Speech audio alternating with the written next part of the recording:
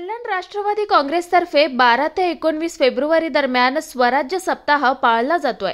त्याचा शुभारंभ राज्याचे उपमुख्यमंत्री अजित पवार यांच्या हस्ते मुंबईतील गेटवे ऑफ इंडिया येथून करण्यात आला। ही स्वराज्य यात्रा 18 फेब्रुवारी रोजी किल्ले रायगड गडावर पोहोचणार आहे।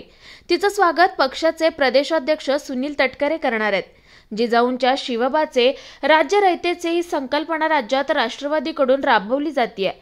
स्वराज्य यात्रेत सगळ्यांनी सहभागी व्हावे असं आवाहन राष्ट्रवादीचे कल्याण जिल्हाध्यक्ष जगन्नाथ शिंदे यांनी केलंय।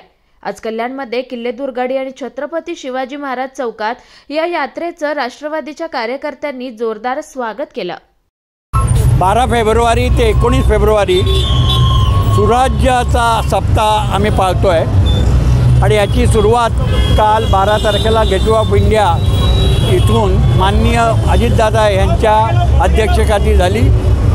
ही यात्रा 15 ते 19 म्हणजे शिवजयंतीच्या निमित्ताने 18 तारखेला रविवारी किल्ले रायगडावर याचा समारोप माननीय तटकरे साहेब जे राष्ट्रवादीचे अध्यक्ष आहेत ते करतील आणि शिवबाचे राज्य रयते जिजाऊच्या शिवबाचे राज्य रयतेचे ही संकल्पना घेऊन आम्ही येतोय आणि महाराजांनी जे राज्य केलं रयतेचं राज्य ज्याला म्हटलं जातं ते साकार करण्याची शपथ आम्ही घेतलेली आहे आणि हा सप्ताह संबंध महाराष्ट्रात पार पडणार आहे। सर्व नागरिकांनी याच्यात सामील व्हावी हे विनंती आहे।